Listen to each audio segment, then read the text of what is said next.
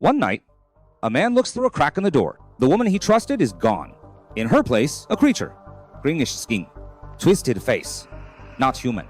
And in its hands, a brush. Carefully, slowly, it paints a human face onto a sheet of skin. Then it lifts that skin and wears it like a mask, like stolen flesh, like something it has done 1,000 times before. By the time it turns around, she is beautiful again.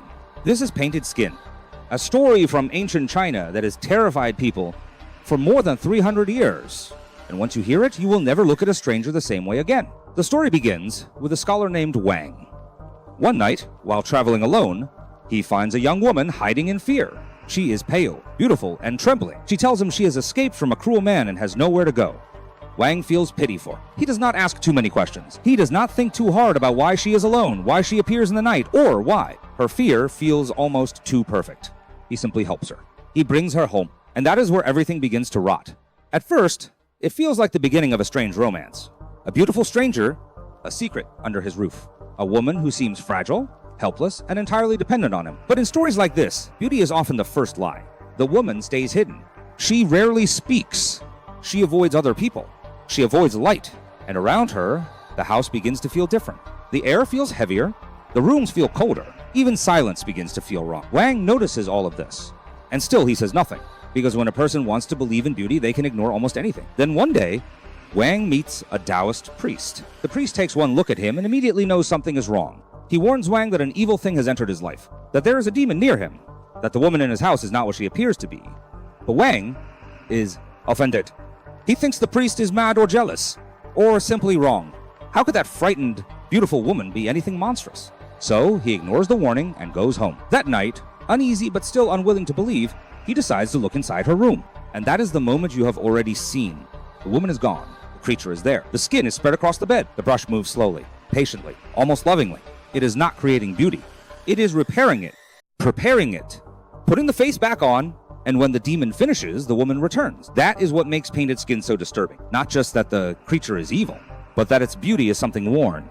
A surface, a disguise, a lie made from flesh. Bangishero. Now he understands what the priest meant. Now he knows what he invited into his home. But by the time truth arrives, it is already too late. In many versions of the tale, the demon does not simply haunt Wang.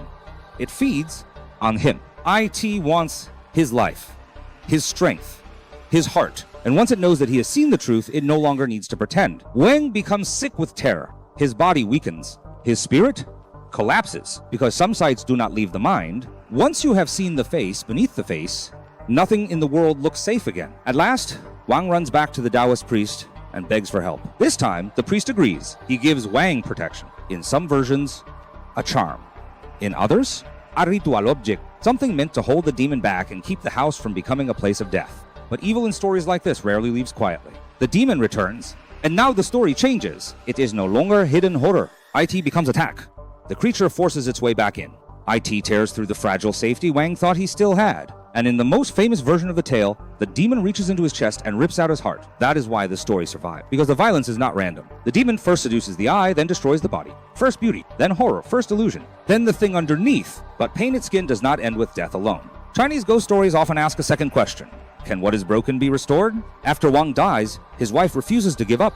She searches everywhere for help, and what she finds is one of the strangest figures in the whole story. A wandering holy man, or a mad beggar, depending on the version. He does not look powerful. He's filthy, absurd, even disgusting. Not the kind of savior anyone would trust at first sight. And that, of course, is part of the point, because this story has already taught you not to trust what you see. At first, he refuses to help. Then finally, he gives Wang's wife something strange.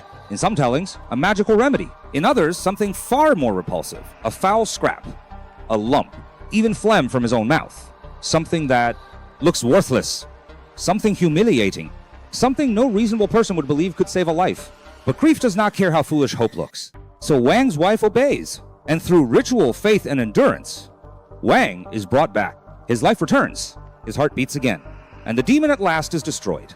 That is what makes Painted Skin more than a monster story. It is a story about deception, about how easily beauty can disarm suspicion, about how desire can blind a person to the thing standing right in front of them. And that is why it still feels modern, because Painted Skin is not only about demons, it is about masks. The masks people wear, the lies beauty can tell, the false surfaces we mistake for truth, The monster in this story does not hide in darkness. IT hides in attraction, in pity, in fantasy, in the part of the human mind that wants something so badly it stops asking questions. That is the real horror of Painted Skin. Not simply that the demon is ugly, but that it knows exactly how to appear beautiful first. This was Painted Skin, one of the darkest, most disturbing, and most unforgettable tales in Chinese folklore, a story of beauty, deception, terror, and the deadly cost of seeing the truth too late. There are hundreds more stories like this one, buried in ancient China, waiting to be told. Subscribe to Midnight China, and I'll see you in the dark